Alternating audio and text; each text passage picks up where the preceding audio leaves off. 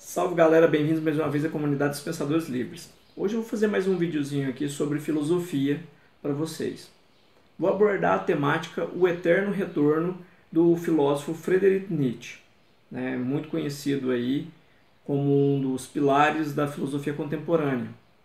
Vou focar especificamente em um dos conceitos, né, que é muito abordado, né, aparece bastante aí, principalmente pelas pessoas que não estudam muito filosofia. Ficou popular como, né, é o pensamento do eterno retorno, né? Então hoje eu vou analisar alguns trechos das obras do Nietzsche que falam sobre o eterno retorno e pretendo jogar um pouquinho de luz sobre essa temática.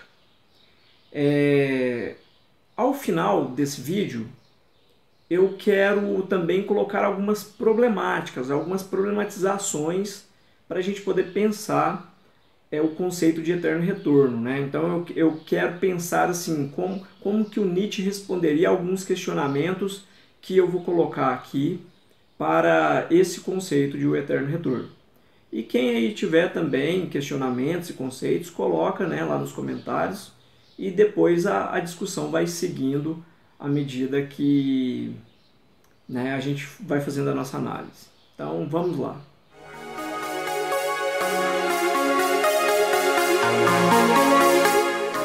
Ok, o Eterno Retorno de Nietzsche aparece em várias obras desse filósofo, né? Então dá para abordar por várias perspectivas, embora a gente vai chegar num fator comum, né? Então a gente vai conseguir chegar numa conclusão, mesmo que os aforismos, né, da obra de Nietzsche, espalhados, né, ali em diversos livros, possam abordar por óticas diferentes, está basicamente falando da mesma coisa, né? É a mesma defesa ali, né? A mesma tese, vamos dizer assim. Para fazer essa análise, eu utilizei algumas obras do Nietzsche, né? Essas daqui que eu vou mostrar para vocês. Eu me baseei em A Gaia Ciência, eu me baseei também em Além do Bem e do Mal, algumas partes também importantes para eu poder entender o pensamento nietzschiano, eu extraí, né, do O Nascimento da Tragédia. Essa é uma das obras que eu mais estudei, vamos dizer assim, em tempos anteriores, né? Foi o que me apresentou Nietzsche. E aqui também a gente utiliza o Assim Falou Zaratustra, né? Então também outra muito popular do Nietzsche. E um outro livro onde tem o Eterno Retorno também, uns fragmentos do Eterno Retorno, que é Nietzsche na coleção Os Pensadores. Então aqui a gente tem como fundamentação teórica 1, 2, 3, 4, 5 obras. Mas é claro que você não vai precisar ler essas 5 obras para poder entender o pensamento do Eterno Retorno. E claro que eu vou deixar também, ao final, as referências para que vocês depois possam aprofundar mais. E aí, o que eu pretendo fazer nessa nossa análise? Fazer uma apresentação, um esboço geral do que é a ideia de eterno retorno, dividido aí em 3 partes, e ao final de cada parte eu vou colocar o fragmento do próprio Nietzsche, né, ali de onde eu extraí aquelas informações. E aí você pode pausar o vídeo, analisar, quem tem o livro aí, pegar o livro, né, fazer anotações, observações diferentes das que eu estou fazendo, e por aí vai. Então, serão essas 3 partes aí, e esses questionamentos finais, que são coisas que eu fui pensando, e seriam dúvidas ou provocações que eu colocaria para o Nietzsche se eu tivesse essa oportunidade, né, se ele estivesse vivo. Uma última coisa antes da gente passar propriamente aí para o Eterno Retorno esse vídeo não é um vídeo de história da filosofia, então eu não vou ficar falando sobre a vida do Nietzsche, mas ajuda você a entender um pouquinho do pensamento do Nietzsche, saber essas informações. Então, para quem ainda não conhece muito de filosofia e tudo, se quiser depois também buscar algumas informações basiquinhas sobre a vida dele, como ele viveu, né, vai ajudar. O meu foco aqui é apenas nesse conceito filosófico nietzschiano, o eterno retorno. Então vamos aqui para a primeira parte, né, vamos fazer a apresentação do conceito. Ok, vamos entender então esse pensamento do filósofo Nietzsche, né, o eterno retorno. Né, o que o Nietzsche diz para nós? Ele, indo assim bem direto ao assunto central, ele vai dizer, imagine que você retornasse à sua vida eternas vezes, de forma incessante. Né? Como você encararia essa possibilidade? Antes de desenvolver propriamente esse conceito do eterno retorno de Nietzsche, vamos entender aí alguns elementos importantes para a gente fazer a nossa análise. Então fiquem com isso daí na cabeça, né? E vamos pegando aí as outras partes desse quebra-cabeça para a gente chegar a refletir com um pouquinho mais de parcimônia essa possibilidade nietzschiana, né? Que aparece em vários locais aí na obra do Nietzsche. Vamos lá. Primeiro, o Nietzsche ele vai dizer o seguinte para nós, né? Ele vai falar para nós que isso é uma possibilidade, ou seja, é uma especulação que o Nietzsche está fazendo. Ele não está querendo que a gente acredite que as coisas aconteçam dessa forma. O Nietzsche ele tinha sérios problemas em afirmar uma verdade de forma absoluta e tudo mais, como alguns filósofos tentaram, né? Platão, por exemplo, né? Que dizia que o mundo das ideias era assim, assim, assim. Então, o Nietzsche ele não vai, né, de certo modo, apontar grandes verdades assim, como esses outros filósofos, como Descartes, como Platão e por aí vai. O Nietzsche ele tem um interesse talvez mais no que ele chama de para além do bem e do mal, ou seja, te deixar livre para você encontrar a verdade ali, né, ao seu modo. E nessa teoria do eterno retorno, ele vai partir de um axioma, ele vai partir de forma axiomática, né? Ele vai criar uma hipótese, uma possibilidade, que ele vai chegar nessa conclusão a partir de observações né, dos passeios dele aí pelo mundo, né, num desdobramento de montanhas, num afloramento ali rochoso que ele observa, e fazendo suas reflexões, né, ele que era apaixonado pelos filósofos pré-socráticos, chegou, né, a esboçar esse pensamento do eterno retorno. Então ele começa então com um axioma. Como assim um axioma? Ou seja, um axioma é uma espécie de verdade que a gente aceita ela sem ter provas cabais de que aquilo realmente é uma verdade. Né? Ou seja, eu não consigo nem negar e nem afirmar. A gente pode pensar, por exemplo, de uma forma assim, estou bem extrapolando mesmo, mas, por exemplo, a gente pode pensar Deus. Um ateu dizendo que Deus não existe e um religioso dizendo que Deus existe. Ambos estão partindo, né, de pontos que eles não conseguem afirmar de forma cabal e absoluta.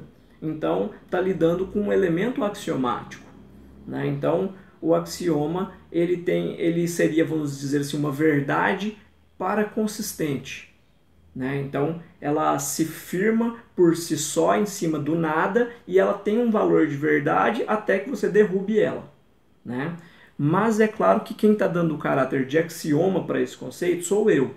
Né? O Nietzsche ele vai dar o caráter de hipótese. Ele vai falar, não, isso aqui é uma especulação hipotética. Né? Em momento algum ele está querendo nos vender uma verdade, né? Se tratando do eterno retorno.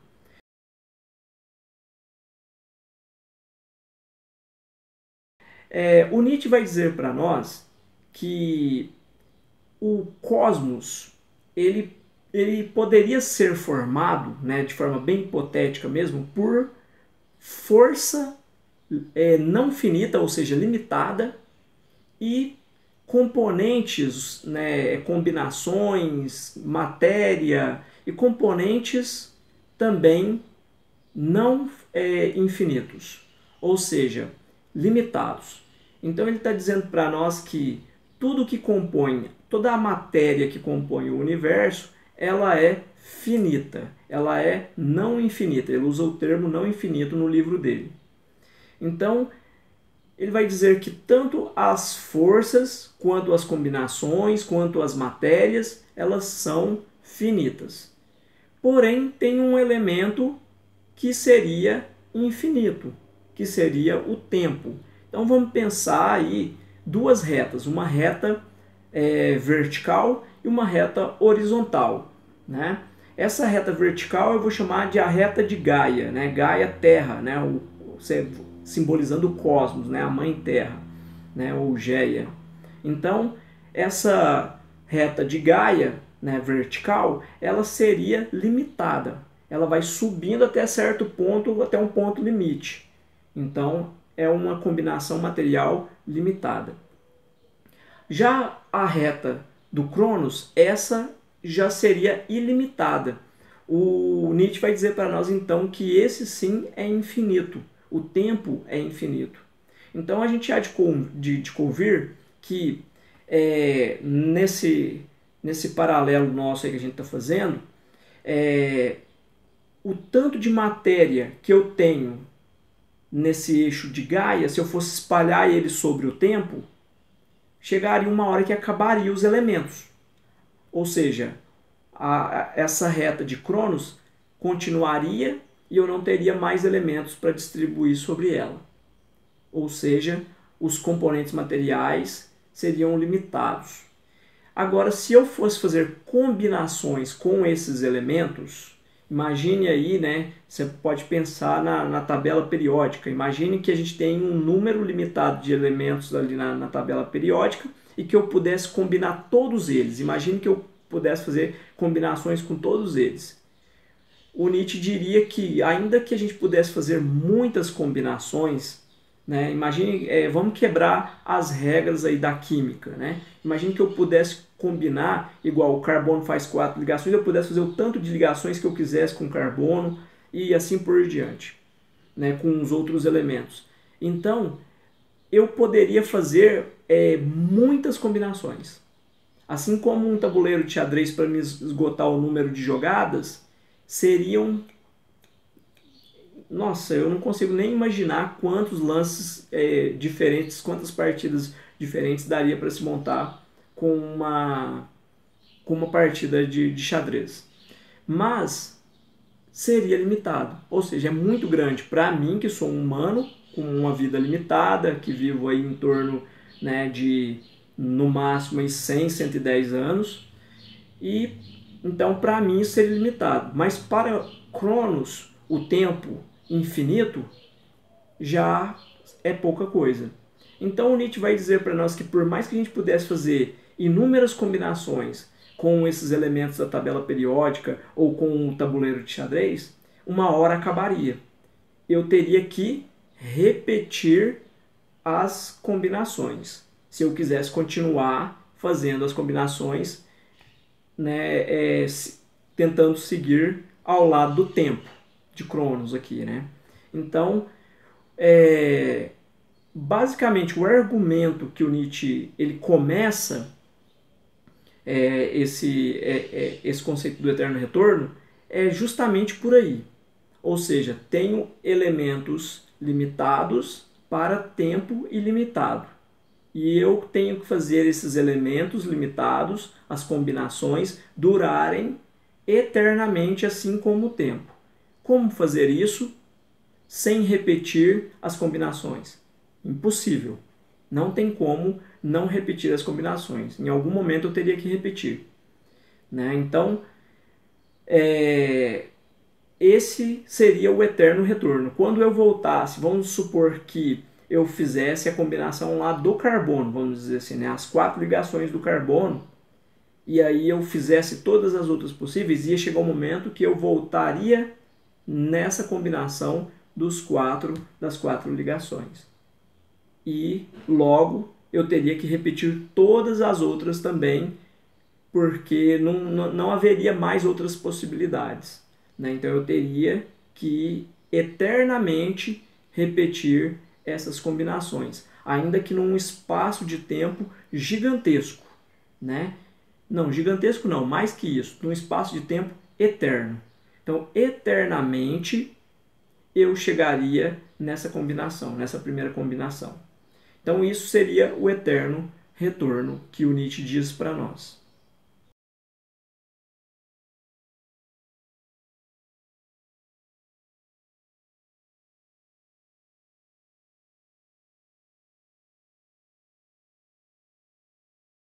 Então, dentro desse raciocínio, a gente pode pensar o seguinte: e se essas combinações, que eu estou usando aqui os elementos da tabela periódica, ou de um tabuleiro de xadrez, ou qualquer outra coisa que a gente possa imaginar, e se cada conexão dessa fosse uma existência minha? Né? Então, o Nietzsche vai dizer para nós que a gente pode imaginar essa repetição eterna como se fosse a nossa existência. Isso, a gente pode então chegar à conclusão de que a minha existência ela se repetiria também eternamente.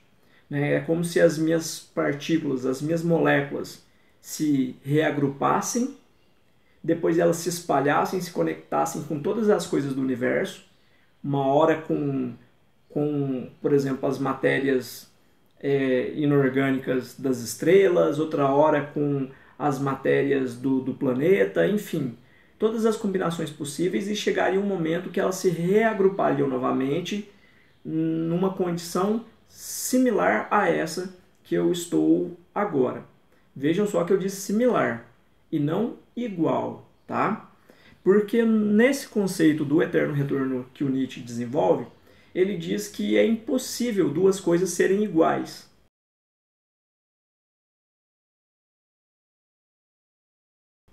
Nem dois irmãos gêmeos são iguais.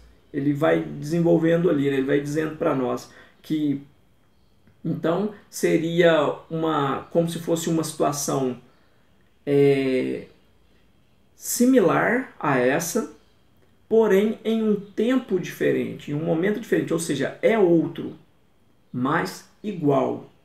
Né? Igual em que termo? Em termo de que são as minhas partículas, são as minhas escolhas, são as minhas decisões e assim por diante. Então ele vai dizer que se essas combinações que eu faço ao longo da minha vida, as escolhas, o que eu escolhi de fazer como faculdade, as pessoas com quem eu fiz amizade, com quem eu conheci, com quem eu me relacionei, a família, as cidades que eu morei, os trabalhos onde eu trabalhei e assim por diante, tudo isso são combinações. E essas combinações elas se repetiriam eternamente.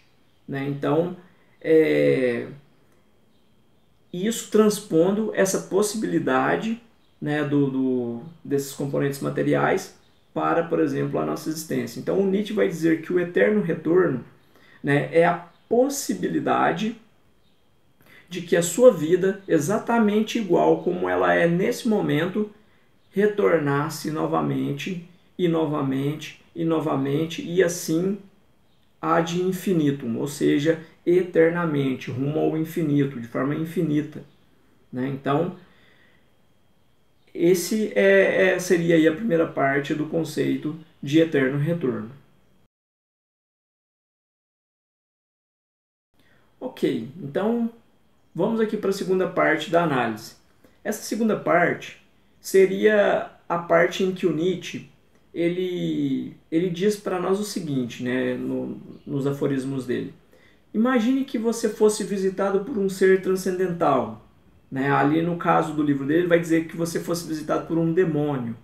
Né? E esse ser transcendental, esse demônio, dissesse para você que a sua vida ela se repetiria igualzinho ela é nesse exato momento e até o fim da sua vida. Né? Então, você está vivendo a sua vida nesse exato momento E tudo que você fez até aqui vai se repetir de forma igual pela eternidade. E tudo que daqui até o fim da sua vida você fizer vai se repetir pela eternidade. Se você recebesse essa notícia desse eterno retorno, você encararia isso como uma bênção ou como uma maldição? Você encararia isso como tudo de bom, como uma melhor notícia, como uma boa nova, como aquilo, né, que te alegra eternamente? Ou você, né, desejaria nunca ter existido? Ou né, veria isso como vamos pensar assim, como um purgatório, como uma forma de ser castigado, de ser punido? Então, o Nietzsche ele coloca essa pergunta sobre, né, o conceito de eterno retorno. Ou seja, como você aceitaria o eterno retorno da sua própria vida, da sua própria existência, da condição humana na qual você se encontra, né, do tempo que você está vivendo e do modo como você construiu a sua vida até aqui? Você faria algo diferente de agora para frente, né? Para trás não daria mais. E você estaria disposto a aceitar esse fado, né? Esse fardo, né? Esse peso, o peso da sua própria existência, né? Você teria o chamado amor fati, amor, né, ao destino, aceitaria esse destino? Então, o Nietzsche, ele coloca esse questionamento do eterno retorno para a gente pensar exatamente em como nós estamos vivendo nesse exato momento. Ou você faria sua vida de forma completamente diferente? Se você recebesse essa visita de agora para frente, você mudaria os seus atos e os seus gestos? Você conviveria diferente com as pessoas, com o seu trabalho? Você mudaria de profissão? Você viveria a vida de uma forma diferente? Então, o eterno retorno, ele é um convite a pensar a nossa existência nesse exato momento, né? Então, como eu estou vivendo, como eu vivi até aqui e como eu hei de viver de agora em diante. Então veja que a filosofia nietzschiana, ela é uma filosofia afirmativa da vida. Ela é uma filosofia que não quer fazer a promessa de uma vida posterior, de um paraíso, de algo assim, e sim de, olha, viva esse momento, viva essa vida, porque essa você tem certeza de que ela é real e de que ela está nas suas mãos para ser construída de acordo com suas escolhas. Então, o Nietzsche está colocando essa provocação para nós a partir, né, da visita desse ser transcendental, desse demônio, né, que ele descreve ali, né, que nos visita no meio da noite. Imagine-se visitado então no meio da noite por esse ser que te conta essa verdade ou te prega essa peça, vamos dizer assim. Como você viveria de agora para frente? Então, essa é a questão que o Nietzsche levanta.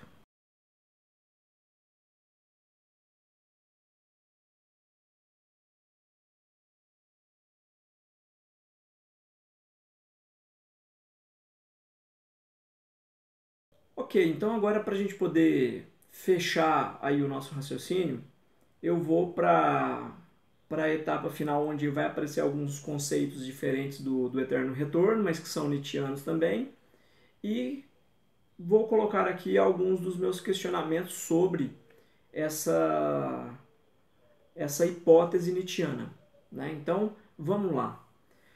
Olha, se o eterno retorno é a repetição eterna da minha vida, com todas as variáveis, com todos os elementos que apareceram até essa ocasião, né, se isso é uma bênção ou se isso é uma maldição, né, é o que o Nietzsche apresenta para nós aí.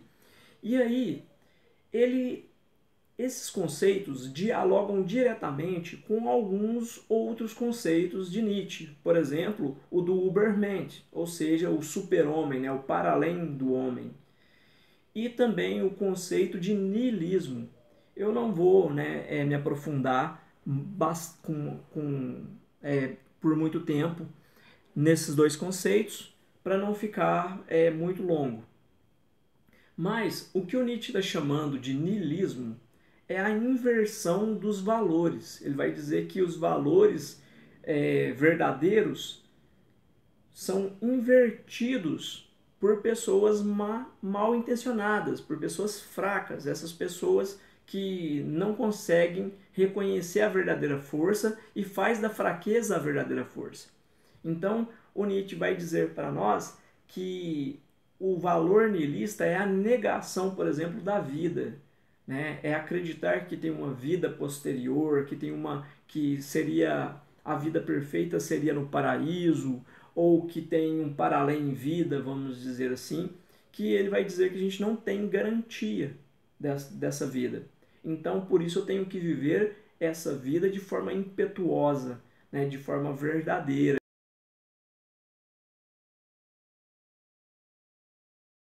Esse é o conceito de niilismo que o Nietzsche fala para nós, né? Então, negar essa vida seria, ou aceitar valores fracos como se eles fossem fortes, seriam valores niilistas. E aí ele vai acusar, por exemplo, a filosofia socrática de ser niilista, ele vai acusar, né, o pensamento cristão de ser niilista, porque são promessas de uma vida que não é essa aqui e agora. Né? Então, ele vai dizer que, agora eu coloco um outro conceito, que é o do para além do homem, né? Do super-homem, ou o Übermensch, que é o ser humano que tem força para lidar com essa existência. Que ele, mesmo sabendo que essa realidade provoca sofrimento, provoca prazeres, provoca tanto coisas boas quanto coisas ruins, está disposto a viver essa vida eternamente, porque é assim que ela é a natureza dela, né? E eu tenho que ser forte para lidar com essa realidade. Então, ele vai dizer que o super-homem é esse que consegue, ele não se acovarda, né? Ele não finge uma outra realidade para suportar essa realidade, né? Então, ele vai viver a vida com amor fati, ou seja, com amor ao destino. Ele abraça o seu destino sem medo, né, do que a vida pode, das peripécias que a vida pode pregar. Né? Então, é como se, imagine as coisas boas que você viveu, todas fossem se repetir, né? Uma pessoa que você conheceu, que você ama, um trabalho que você conquistou com muito suor, né? Uma faculdade, conviver harmoniosamente com as pessoas, ou seja, as coisas boas que você estipula, né? Hobbies, festas, enfim, o que você estipular como bom, mas também os fatores negativos, né? Então, uma pessoa que sofreu com um abandono, né? que, por exemplo, foi abandonado pela família, uma pessoa que sofre com vício, uma pessoa que sofre dores, que sofre com uma doença incurável ou algo assim, coisas que, por exemplo, são ruins. Então, a vida seria composta por todos esses elementos e a pergunta que o Nietzsche faz é: você estaria disposto a aceitar tudo isso novamente como uma bênção, né? De forma abençoada? Então, o Nietzsche ele vai dizer que se você entende que essa é a natureza dessa existência, você então seria um Übermensch, um super-homem disposto a viver essa realidade de acordo com o eterno retorno, inúmeras e inúmeras vezes da mesma forma, e extrair o mesmo prazer de viver, né, por cada um desses ciclos da eternidade. Se não, se você, né, lamenta tudo isso, né, mas o lamentar que ele está dizendo é um lamentar no sentido de que queria viver outra vida e lamenta essa, ele vai dizer que você está vivendo então valores nihilistas, né? Então seriam valores falsos tomados por verdadeiros. Então essa seria aí, né, a conclusão desse pensamento do eterno retorno. E sobre esses pensamentos eu teria alguns questionamentos para colocar.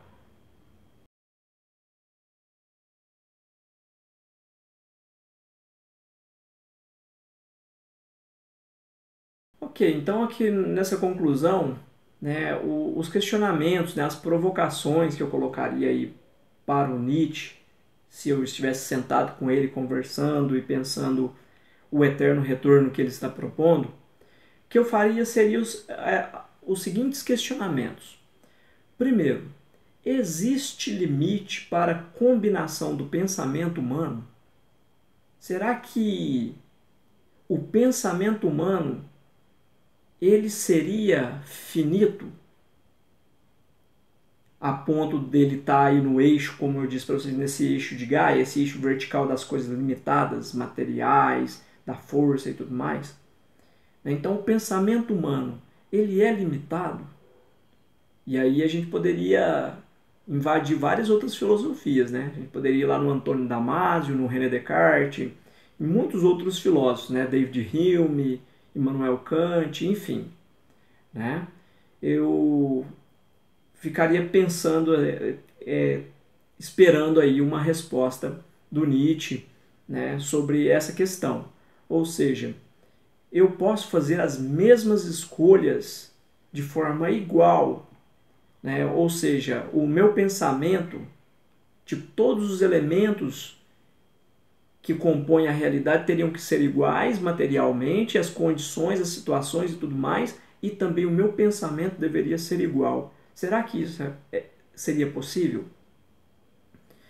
Né? E as questões morais?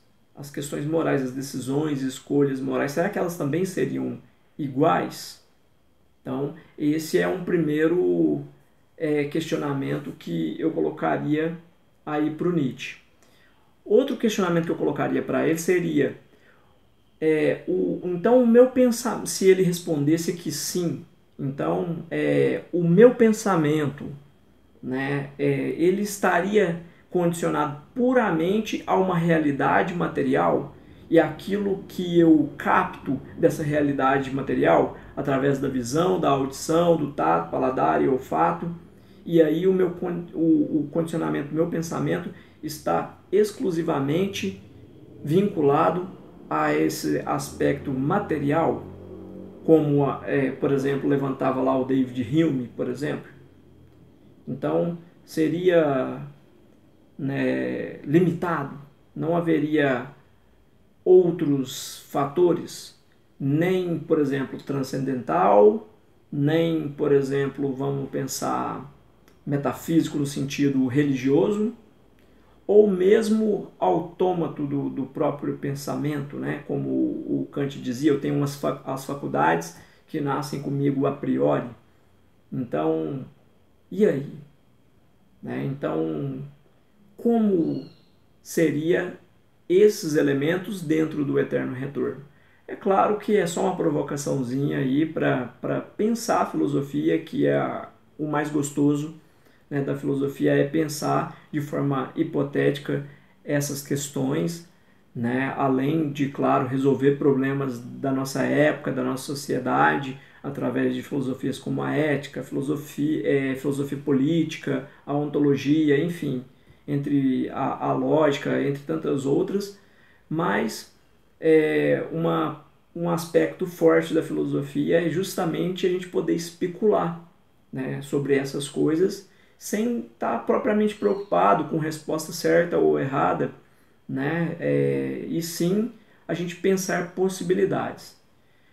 No mais é isso, e eu vou deixar aí com vocês ao final do vídeo essa relação aí de onde eu tirei os aforismos, para quem quiser depois visitar os aforismos aí e estudar com carinho.